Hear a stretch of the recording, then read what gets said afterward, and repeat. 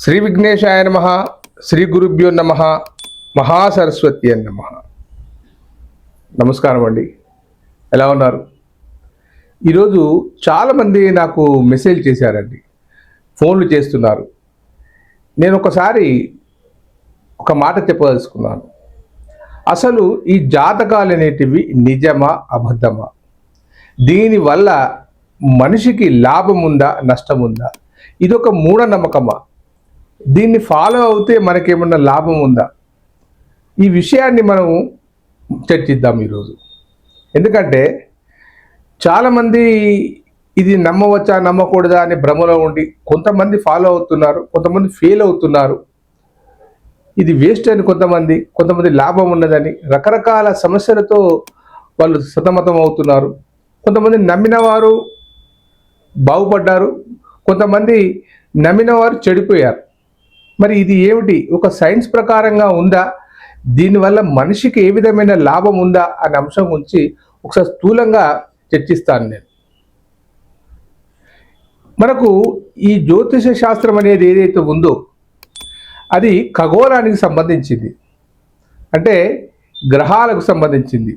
కోటాను కోట్ల గ్రహాలు ఉన్నాయి మనకు, కానీ అందులో ముఖ్యంగా కొన్ని గ్రహాలను మాత్రమే తీసుకొని పరిశోధన చేయడం జరిగింది.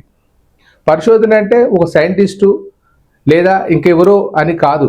మన మహర్షులు వాటిని నిరంతరము పరిశోధన రూపంలో చూసి వారి జ్ఞాన మనోనేత్రంతో చూడడం జరిగింది.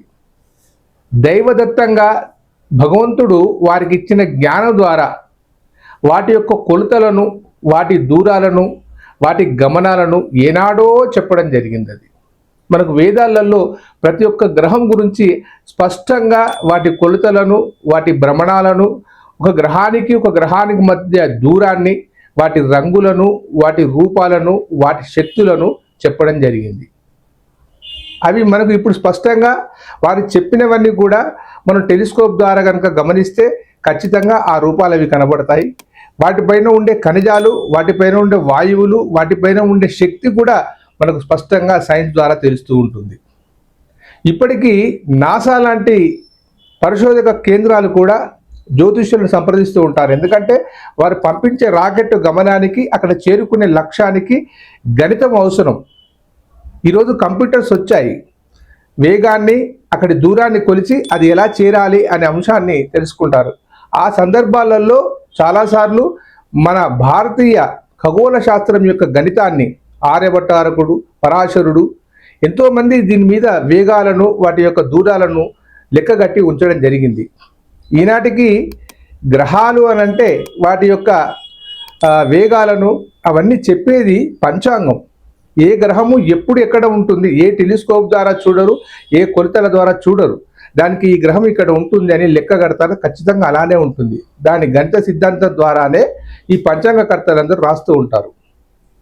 అయితే నేను అనేది ఏమిటంటే వేగాలు, గమనాలు అవన్నీ ఉండవచ్చు, కానీ మనిషిపై ప్రభావం ఉందా లేదన్న అంశాన్ని గురించి మాట్లాడినప్పుడు పరిశోధనలో తేలింది ఏమిటంటే ఒక గ్రహము మనిషిపై ప్రభావం ఉంటుంది. ఉదాహరణ ఒక గ్రహం చెప్తాను. చంద్రుడు మనం ప్రామాణికంగా తీసుకుంటే పౌర్ణమి నాడు, అమావాస్య నాడు సముద్రములో ఒక రకమైన మార్పులు వస్తూ ఉంటాయి, ఆటుపోట్లు. అమావాస్యకు పోటెత్తుతుంది బాగా, అది అందరికీ ఎరికే, జాతరలందరికీ ఎరికే, సముద్రంలో వ్యాపారాలు చేసే వాళ్ళకి ఎరికే, బోటుల్లో ప్రయాణించే వారికి ఎరికే, అవన్నీ ఎరికే. అంటే అందులో ఉండే జీవరాశులన్నీ కూడా ఈ చంద్రుని యొక్క ప్రభావం వల్ల ఆ సముద్రం అల్లకొల్లలమైనప్పుడు విపరీతమైన అలజల్లకు కారణమవుతుంది. అలాగే ఈ చంద్రుని యొక్క రాశిలో పుట్టిన వారు ఎవరైతే ఉంటారో వారి మానసిక స్థితిని కూడా సైంటిఫిక్గా పరిశోధన చేయడం జరిగింది. అలాగే రకరకాల గ్రహాల యొక్క శక్తి మానవులపై పడుతూ ఉంది. ఒక్కొక్కరికి ఒక్కొక్క గ్రహం పైన ప్రభావం ఉంటుంది. ఆ ప్రభావం వల్లనే వారి మానసిక స్థితులు, వాళ్ళ స్థితిగతులు అన్నీ ఉంటాయి. అవే దైవ స్వరూపాలు. కొన్ని గ్రహాలు వ్యక్తికి లాభం చేస్తాయి, కొన్ని గ్రహాలు కొంతమంది చెడు చేస్తాయి. దాన్ని ఆధారంగానే వేల సంవత్సరాల నుంచి భగవద్దత్తమైన జ్యోతిష శాస్త్రాన్ని నిర్మించిన మహర్షులు మనకు అందించారు. అయితే మరి ప్రతి జ్యోతిషుడు చెప్పింది ఫలించాలి కదా. సైన్స్ ఏం చెప్తుంది? ప్రతి ఒక్క దాన్ని నిరూపించాలి, నిరూపణ జరగాలి. వందల వేల సంవత్సరాల నుంచి వేల లక్షల మందికి ఉపయోగపడ్డ ఈ జ్యోతిష శాస్త్రం జ్ఞానము లేకుండా, తనకు పరిజ్ఞానం లేకుండా, రంగుల బట్టలు వేసుకొని గణితం రాకుండా ఏదో వారికి తోచి పుట్ట గురించి చేసేవాళ్ళు చాలా మంది ఉన్నారు. వాళ్ళు చేసిన ప్రయత్నాల వల్లనే ఈ జ్యోతిషం అంటూ ఫెయిల్ అయింది. కానీ ఇప్పటికీ కూడా మహానుభావుల యొక్క దివ్య దృష్టి, ఆ మహానుభావుల యొక్క వాక్కు ఫలము ఖచ్చితంగా ఫలిస్తుంది. జ్యోతిష్యము గణితానికి సంబంధించింది, మానవాళికి ఉపయోగపడేది.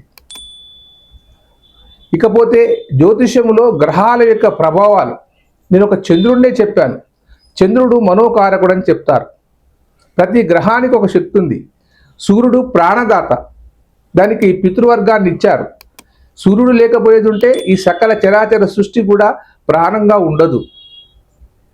చంద్రుడు మాతృకారకుడు అని చెప్తారు. అంటే చల్లని స్వభావం కలిగిన వాడు, బాధ్యతలు కలిగిన వాడు అని చెప్తారు. అలాగే కుజుడు భూమిపుత్రుడు.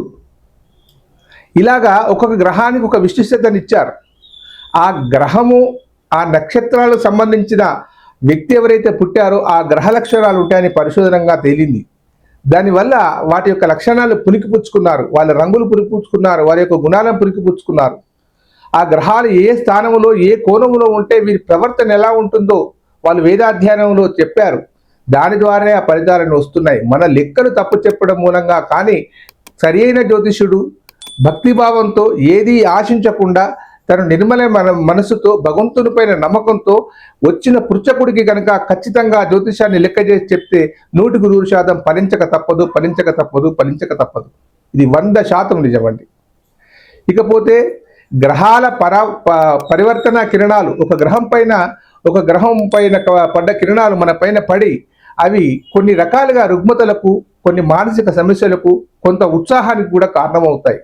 అందుకే గ్రహాలలో గురుగ్రహం ఉంది, అతని అనుగ్రహం కనుక లభిస్తే అద్భుతమైన ఫలితాలు వస్తాయని, అలాగే శనిగ్రహం ఉంది, అతని అనుగ్రహం కనుక లభిస్తే అద్భుతమైన ఫలితాలు వస్తాయని, ఆయనే కనుక వేరే గ్రహానికి కనుక కలిసి ఉన్నప్పుడు వేరే ఫలితాలు వస్తాయని జ్యోతిష శాస్త్రం చెప్పడం జరిగింది. ఇదే జ్యోతిష శాస్త్రం యొక్క నిర్మాణం. దీనికి ఎంతోమంది మహర్షులు, ఋషులు కష్టపడి వారి యొక్క ఫలాలను, మనుషుల యొక్క జీవితాన్ని గమనించి గ్రంథస్థం చేయడం జరిగింది. ఎన్నో వివాదాల మధ్య రకరకాల వ్యక్తుల యొక్క రచనలు అవన్నీ కూడా వివాదాస్పదంగా మారినా కానీ ఇప్పటికీ పరాశరుడు, భట్టియము ఇవన్నీ పెద్ద పెద్ద గ్రంథాల్లో కూడా చక్కని ఫలితాలను చేశారు. వాటిని సాధన చేసి సాధకుడు కనుక ఎవరైతే జ్యోతిషం చెప్పదలుచుకున్నారో వారు కనుక గణన చేస్తే బ్రహ్మాండంగా ఉంటుంది.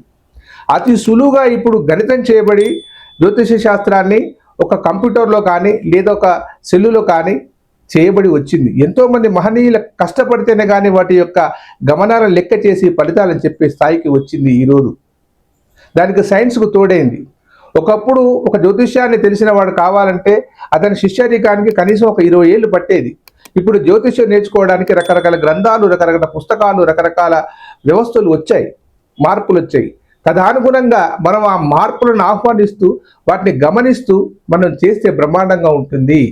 జ్యోతిషుడు సరిగ్గా గణితాన్ని చేసి దైవానుగ్రహంతో గనక, వాక్శుద్ధితో గనక అతను ఏది ఆశించకుండా గనక చేస్తే చక్కని ఫలితాలు వస్తాయి, చక్కని ఫలితాలు వస్తాయి.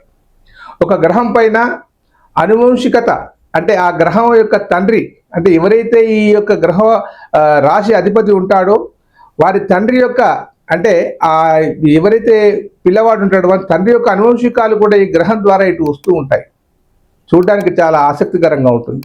కాబట్టి జ్యోతిష శాస్త్రం అనేది అది ఖచ్చితమైన శాస్త్రము. దాన్ని తెలిసిన వారు, ఆచరించిన వారు కోటాను కోట్ల మంది బాగుపడ్డారు. కాబట్టి జ్యోతిషం మాత్రం అబద్ధము కాదు, అది నిరూపితమైంది.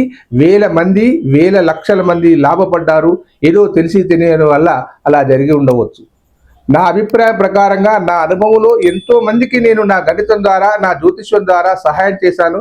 వారందరూ కూడా బాగా ఉన్నారు. 100కి 100 పాళ్ళు బాగున్నారని మాత్రం నేను చెప్పట్లేదు. 85% మందికి నా సలహాలు పాటించిన వారందరూ బ్రహ్మాండంగా ఉన్నారు. 100కి 100 పాళ్ళు ఉన్నారు. ఆ సర్వేశ్వరుని కటాక్షం, నాలో ఉండబడే పఠనాశక్తి వల్ల, నా అనుభవం వల్ల వాళ్ళందరూ బాగా ఉన్నారని, ఆ సర్వేశ్వరుడు నాకు శక్తి ఇచ్చినందుకు సర్వదా కృతజ్ఞతని. మీకు ఏదైనా జాతకం ద్వారా సమస్యలు తీర్చుకోవాలన్న కోరిక ఉంటే ఈ కింది నెంబర్ ఫోన్ చేయండి, తప్పక మీ కోరికను తీరుస్తారు. ఉంటానండి. సర్వే జనా సుఖినో భవంతు.